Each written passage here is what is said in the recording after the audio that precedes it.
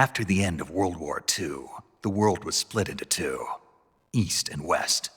This marked the beginning of the era called the Cold War.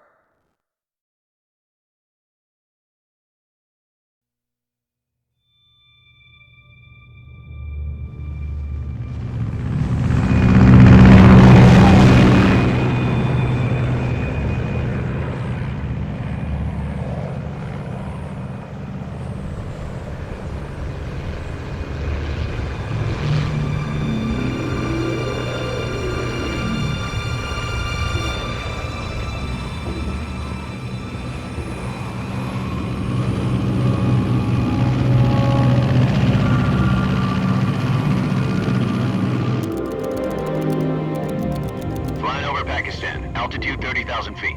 Approaching Soviet airspace.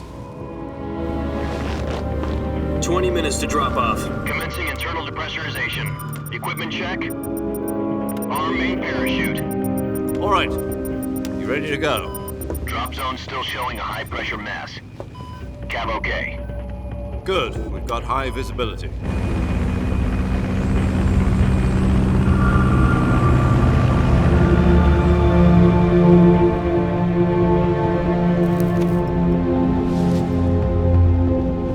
Put out that cigar. Connecting oxygen hose to interior connector. Put on your mask.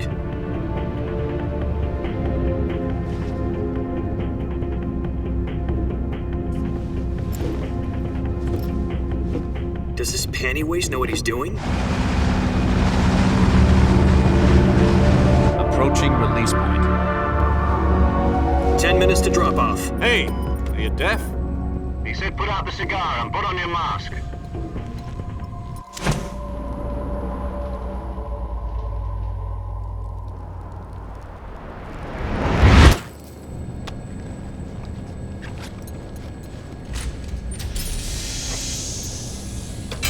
Depressurization complete. Checking oxygen supply. 6 minutes to drop off. Opening rear hatch.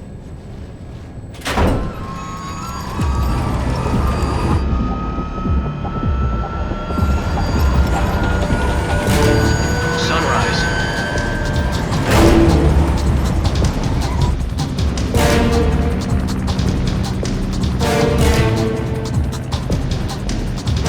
External temperature minus 46 degrees Celsius.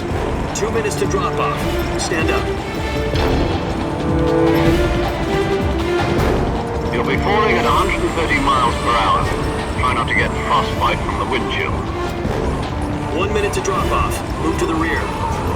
Activate the oil bottle. This is one for the history books. The world's first halo jump. 10 seconds to drop off. Stand by.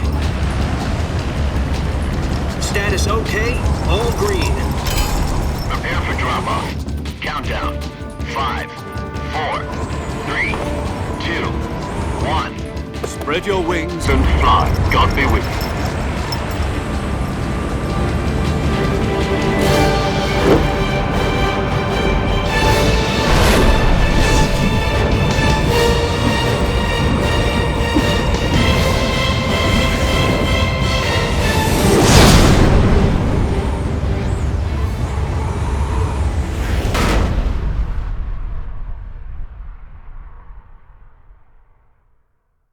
Jack, I've got some important news.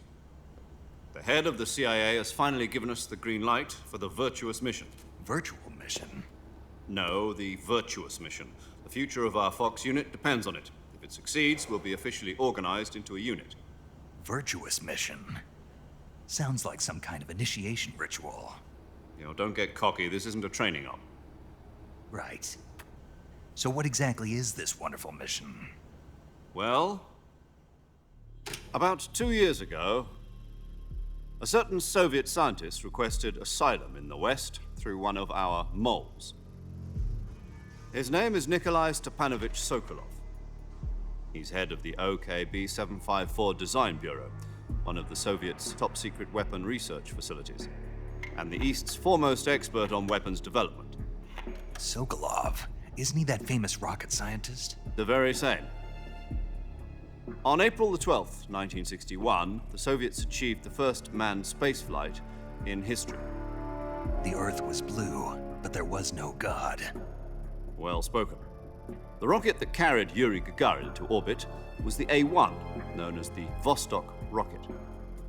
Sokolov is said to be the man most responsible for the multi-engine cluster used in that rocket.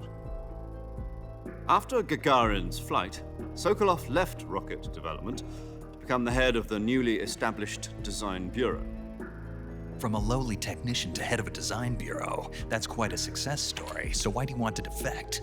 It seems he'd become afraid of his own creations. Afraid? Call it a crisis of conscience. And for that, he left his country and his family behind and went over the fence? Not exactly. One of his conditions was that his family was also to be taken safely to the west. We used a mole to get the family out first and succeeded in sneaking Sokolov over the Berlin Wall shortly afterwards. I was the one who conducted the operation. The security on the eastern side was still full of holes back then. Then what? We got Sokolov over in one piece, but the whole ordeal had left him exhausted, and we checked him into a hospital in West Berlin. It took him 2 weeks and more than 600 miles to get from the research facility in the Soviet Union to Berlin. He was in no condition to say anything coherent. And it was only a week later that we had something much bigger on our hands. The Cuban Missile Crisis. October the 16th, 1962, President Kennedy received word that the Soviets were in the process of deploying intermediate-range ballistic missiles in Cuba. The President demanded that the Soviets dismantle and remove the missiles. At the same time, he announced a naval blockade to prevent further missile shipments from reaching Cuba. But the Soviets didn't back down, instead placing their armed forces on secondary alert. Soviet transport ships carrying missiles continued on course towards Cuba.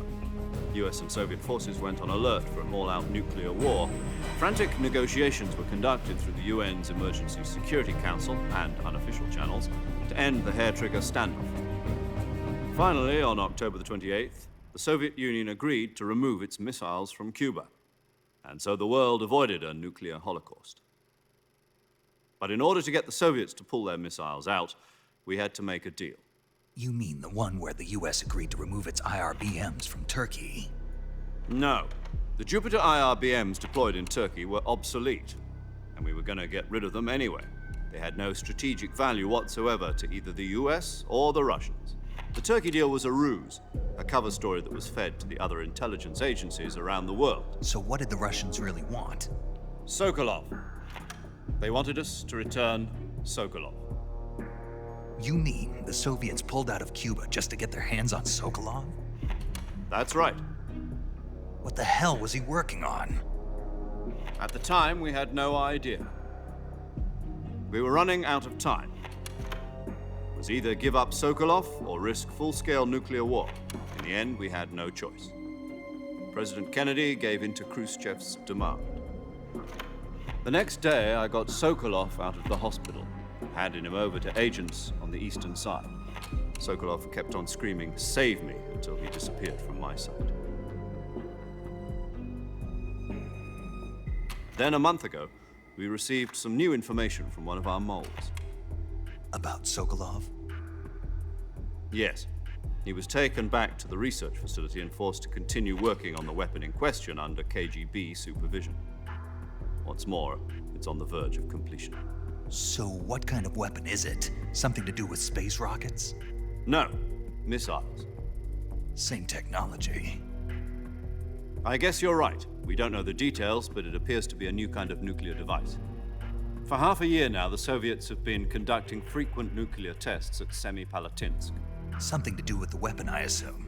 We're talking about a secret weapon so big that Khrushchev was ready to pull out of Cuba to get it back. Is Sokolov still in the facility?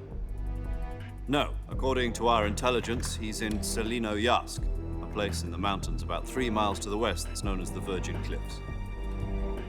The Virgin Cliffs. Nice name for a virtuous mission. They moved him there just recently. Why? Apparently, they're conducting a field test of the weapon, but it's our best chance to get him back. This mission would never have been possible if he was still in the research facility. This is our last chance. Sokolov must have known that too when he contacted us.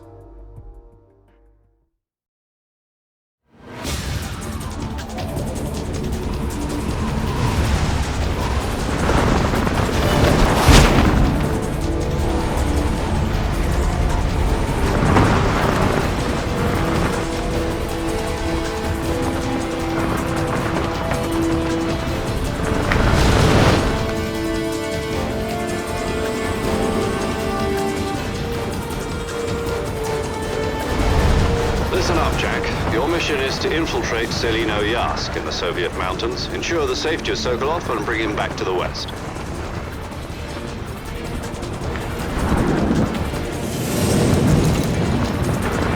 If we don't get Sokolov back before that weapon is complete, we'll be facing a major crisis. The clock is ticking.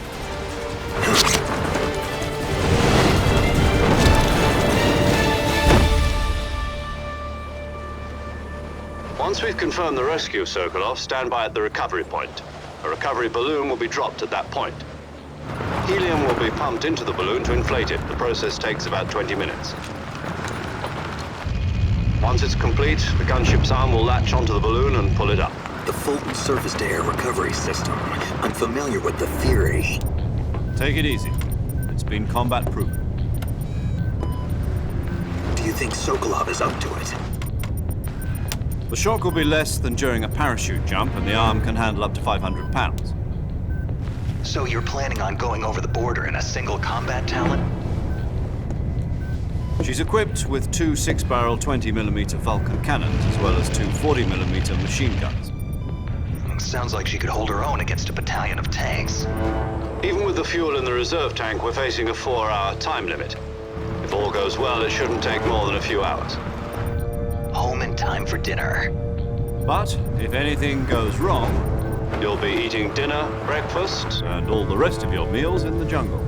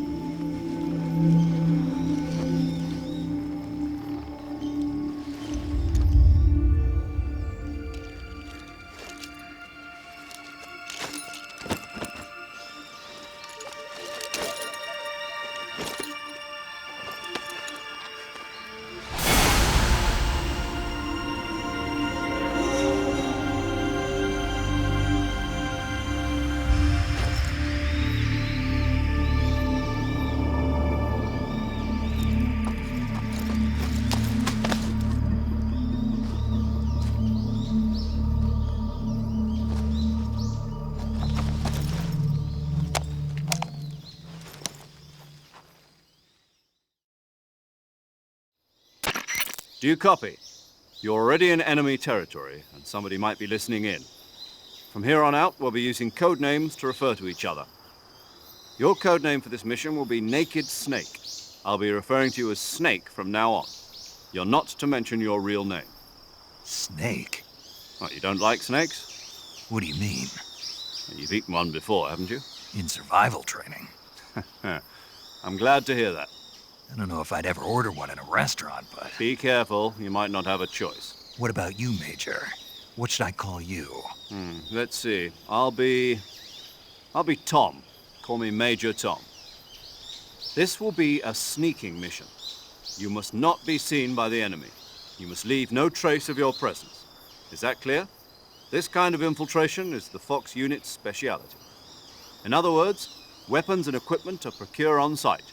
That goes for food as well. You're completely naked, just as your name implies. Great. Now I see why you asked me if I like snakes. I suppose calling me Snake was your idea of a joke, too. No. There's a good reason for that. I'll tell you later when the time is right. Gotcha. Getting back to the subject, how exactly am I supposed to feed myself? You've been issued a knife and a tranquilizer gun. Use them to hunt for food. You'll also find some medical supplies in your backpack. Yeah, about the backpack. I lost it in a tree on the way down. I see. Well, you'd better go back and get it then. You know where it is? No problem. I can see it from here. It's stuck on a branch. To climb a tree, stand Stand in front of a tree that's covered in ivy and press the action button. I'll be monitoring your progress over the radio. We can't risk violating Soviet airspace, but I'll be in the gunship. My frequency is 140.85. I'll give you a call if I need to talk to you. If you need to talk to me, use the send function. Okay, Snake, go get your backpack.